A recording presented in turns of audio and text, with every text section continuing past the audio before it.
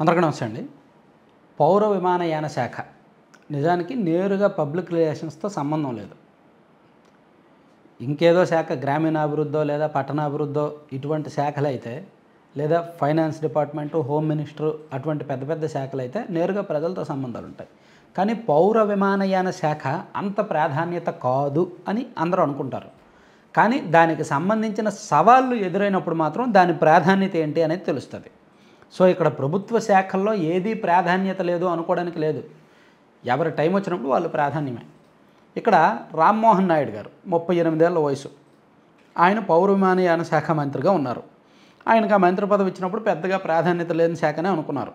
కానీ యువకుడు, ఉత్సాహవంతుడు, చాలా చురుగ్గా ఉంటాడు, భాషల మీద పట్టు ఉంది, మంచి వాక్చాతుర్యం ఉంది, పైగా మంచి మాస్ ఇమేజ్ ఉంది, వరుసగా గెలుస్తూ వస్తున్నాడు. కాబట్టి మన రాష్ట్రం తరపున 2 కేంద్ర మంత్రి పదవులు వస్తే ఒక పదవి ఆయనకి ఇచ్చారు. ఇవ్వడంతో టీడీపీ శ్రేణులు కూడా ఓకే మంచిదే అనుకున్నారు. అయితే కాలక్రమేణా ఆయనకి ఎదురవుతున్న సవాళ్ళు ముందు ఆయన ఓడిపోతున్నారు. సో ఇప్పుడు ఆయనకు అతిపెద్ద సవాల్ ఎదురైంది. ఈ సవాల్ను స్వీకరించడంలో లేదా పరిష్కరించడంలో కూడా రామ్మోహన్ నాయుడు గారే టార్గెట్ అయ్యారు, బుక్ అయ్యారు. ఇప్పుడు నేషనల్ మీడియా మొత్తం బీజేపీ అనుకూల, బీజేపీ వ్యతిరేక మీడియా అనేదే సంబంధం లేదు. నేషనల్ మీడియా మొత్తం రామ్మోహన్ నాయుడు గారికి వ్యతిరేకంగా మొదలయ్యారనమాట. Even Republican TV Arnab Goswami బీజేపీకి బీజేపీ అతను, కంప్లీట్ ప్రో అనమాట, ఎన్డీఏకి బీజేపీకి. అలాంటిది ఆ ఛానల్లోనే రామ్మోహన్ నాయుడు గారికి వ్యతిరేకంగా డిబేట్ల మీద డిబేట్లు జరుగుతున్నాయి. అలాగే ఇతర ఛానల్స్లో కూడా ఎన్డీటీవీ, ఇండియా టుడే లాంటి ఛానల్స్ అన్నింటిలో కూడా జరుగుతుంది. రామ్మోహన్ నాయుడిని టార్గెట్ చేస్తున్నారు. ఎందుకంటే నిజానికి ఇందులో రామ్మోహన్ నాయుడు తప్పు ఉందా లేదా అంటే, ఏదైనా మిస్టేక్ జరిగినప్పుడు అది అధికారులది, మంత్రులకు సంబంధం లేదు అని నెట్టేయడానికి లేదు. ఇందులో మంత్రిగా మరి ఆయన ఏం చేయాలి? డీజీసీఏ ఎవరి కంట్రోల్లో ఉంటుంది? పౌర విమానయాన కంట్రోల్లో ఉంటుంది. మరి డీజీసీఏ తీసుకొచ్చిన విధానాలు ఆ విమానయాన సంస్థలు, ఆ ప్రైవేట్ సంస్థలు అమలు చేస్తున్నాయా లేదా అనేది కంట్రోల్ చేయాల్సింది ఎవరు? మానిటర్ చేయాల్సింది ఎవరు? సో ఇప్పుడు డీజీసీఏ కొన్ని నెలల కిందట ఒక రూల్ తీసుకొచ్చింది. పైలట్ల విధులకు సంబంధించి పైలట్లకు తగినంత విశ్రాంతి అవసరం, ఇన్ని పని దినాలే ఉండాలి, ఇన్ని రోజులే వాళ్ళు పనిచేయాలి, ఇన్ని గంటలే చేయాలి అని. సో దాంతో పైలట్లు ఎక్కువ మందిని తీసుకోవాల్సి వచ్చింది ఈ సంస్థలన్నీ కూడా. సో ఆ డీజీసీఏ రూల్స్ని అన్ని సంస్థలు పాటించాయి, కానీ ఇండిగో పాటించలేదు. ఎందుకంటే వీళ్ళకి రూట్లు ఎక్కువ, ఫ్లైట్లు ఎక్కువ, సిబ్బంది ఎక్కువ.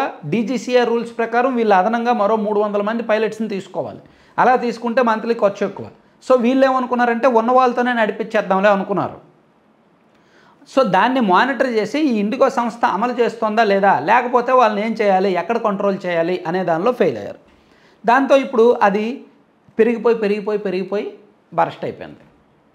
దాని సమస్య ఎంత తీవ్రమైనది అనేది ఒక వారం రోజుల నుంచి దేశం మొత్తం తెలుస్తోంది. ఇప్పుడిప్పుడే సాధారణ మధ్యతరగతి వర్గాల్లో కూడా విమాన ప్రయాణాలు పెరుగుతున్నాయి. ఈ టైంలో అందరికీ కూడా ఈ పౌర విమానయాన శాఖ అనేది అందరికీ కనెక్టివిటీ ఉన్నదే. చూడండి,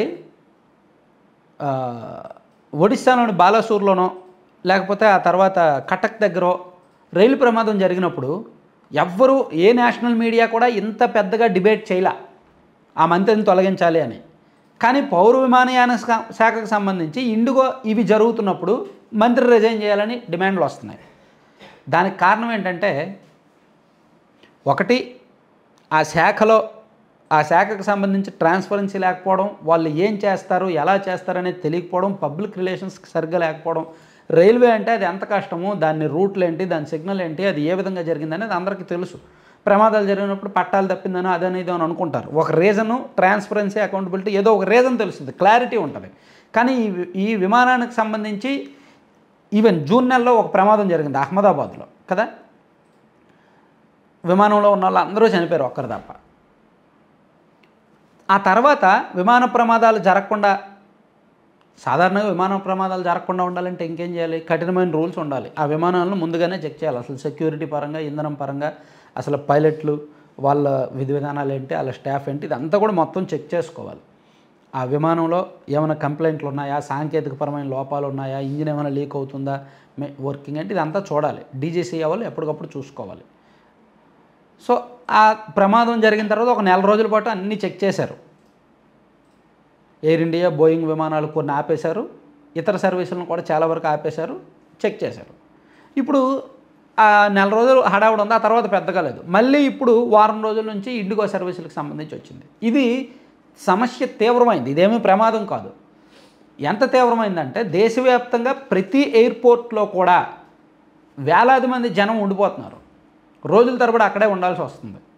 ఇండిగో ఫ్లైట్లు అనూహ్యంగా రద్దు అవుతున్నాయి. ఇలా రద్దు అవుతున్నా, ఇలా ఆలస్యం అవుతున్నా ఇండిగో వాళ్ళు స్టిల్ టికెట్లు అమ్ముతున్నారు ఆన్లైన్లో. సో దీన్ని అవకాశంగా మలుచుకొని ఇతర సంస్థలు రేట్లు పెంచేశాయి.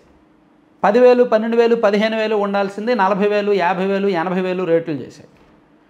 సో ఇప్పుడు ఇది ఎప్పుడైతే సమస్య వచ్చిందో అప్పుడు మూలాల్లోకి వెళ్ళి తవ్వుతాయి మీడియాలు కానీ ఎవరైనా సరే. ఇప్పుడు ఈ పౌర విమానయాన శాఖకు సంబంధించి మూలాల్లోకి వెళ్ళి తవ్వుతున్నప్పుడు టికెట్లు రేట్ల మీద కంట్రోల్ లేదు డీజీసీఏకి అనేది బయటకు వచ్చింది. నిజమే. ముందు రోజు 6,000 రూపాయలు ఉంటుంది, విజయవాడ నుంచి బెంగళూరుకు 6,000 ఉంటుంది ఒక 2 రోజుల ముందు. సడన్గా ఒక 2-3 గంటలు అయ్యేసరికి 6,000 కాస్త 12,000 అయిపోద్ది. ఆ తర్వాత సడన్గా 20,000 అవ్వచ్చు, 40,000 అవ్వచ్చు. దీన్ని ఎవరు కంట్రోల్ చేయాలి, ఎవరు మానిటర్ చేయాలి, ఎవరు దానికి పరిమితులు విధించాలి? లేదు, ఆ కంట్రోల్ లేదు, ఆ సిస్టమ్ లేదు. ఇప్పుడు ఈ ఇండిగో విషయంలో రేట్లు ఎక్కువ అని బయటకు పడడంతో ఇది విషయం బయటకు వచ్చింది. ఇప్పుడు రామ్మోహన్ నాయుడు గారు ఓకే మంత్రిగా కొత్త ఎయిర్పోర్ట్లు కొన్ని మంజూరు చేస్తున్నారు. మన భోగపురం ఎయిర్పోర్ట్ పనుల విషయంలో చాలా పర్సనల్గా తీసుకొని స్పీడ్గా చేస్తున్నారు. కొత్త దేశవ్యాప్తంగా కొత్తగా ఎయిర్పోర్ట్లు నిధులు ఇవ్వడానికి సిద్ధమవుతున్నారు. అంతా పనితీరు పరంగా బాగానే ఉంది. కానీ ప్రమాదాలు వచ్చినప్పుడు, సవాళ్ళు వచ్చినప్పుడు చేతులు ఎత్తేస్తున్నారు. తనలో ఆ పరిణితి లేకపోవడం, ఆ సమర్థత లేకపోవడం, ఆ అనుభవం లేకపోవడం, దాన్ని ఎదుర్కొనే సత్తా విషయంలో అనుమానాలు వస్తున్నాయి. ఇప్పుడు రామ్మోహన్ నాయుడు గారి సత్తా విషయంలో అనుమానాలు వచ్చాయి. ఆయన ఆల్మోస్ట్ ఫెయిల్ అయినట్టే. సో అందుకని ఈ డీజీసీఏ నుంచి అండ్ విమానయాన సంస్థలతో నేరుగా పిఎంఓనే కాంటాక్ట్లో ఉంది. వాళ్ళే దర్యాప్తు చేస్తున్నారు, వాళ్ళకే డైరెక్ట్ రిపోర్ట్లు వెళ్తున్నాయి, వాళ్ళే దీన్ని మానిటర్ చేస్తున్నారు. అంటే మంత్రి గారు ఉన్నా సరే పిఎంఓ నుంచి ఇవన్నీ జరగడం ఏంటి? ఈయన కుర్రాడు, పూర్తిగా ఎక్స్పీరియన్స్ లేదు, తెలియదు అని. 1.5 సంవత్సరం అయింది. మంత్రి గారు పూర్తి బాధ్యతలు తీసుకోకపోతే ఎలా? పైగా ఫోన్కు అందుబాటులో లేరంట ఈ 3 రోజుల నుంచి. ఆయన నేషనల్ మీడియా వాళ్ళు ఎవరు సంప్రదిస్తున్నా ఫోన్ అందుబాటులో లేరు. ప్లస్ దీని మీద పెద్దగా సీరియస్గా రివ్యూలు చేసింది అది ఇది లేదు. అట్లీస్ట్ ఆయన అంటే ఈ టైంలో ఎవరేం చేయలేరు. అది కంప్లీట్గా ప్రైవేట్ విమాన సంస్థ ఫెయిల్యూరే. కానీ దానికి సమాధానం చెప్పాల్సింది డీజీసీఏ అండ్ ఈ శాఖ, ఆ శాఖకు మంత్రిగా ఉన్న ఈయన. కాబట్టి విమర్శలు ఎదుర్కోవాలి. మేబీ ఇంకో వారం 10 రోజుల్లో ఏదైనా జరగవచ్చు. ఆయన రాజీనామా చేయాలని విపరీతంగా డిమాండ్లు వస్తున్నాయి. ఇదంతా జరుగుతుండగా నిన్న రిపబ్లిక్ టీవీలో జరిగిన చర్చలో దీపక్ రెడ్డి గారు మాట్లాడిన మాటలు మరింత టీడీపీని కూడా ఇరుకుని పెట్టేశాయి. అవేంటనేది నేను ఒకసారి నెక్స్ట్ వీడియోలో చెప్తా ఏం జరిగిందనేది. Thank you.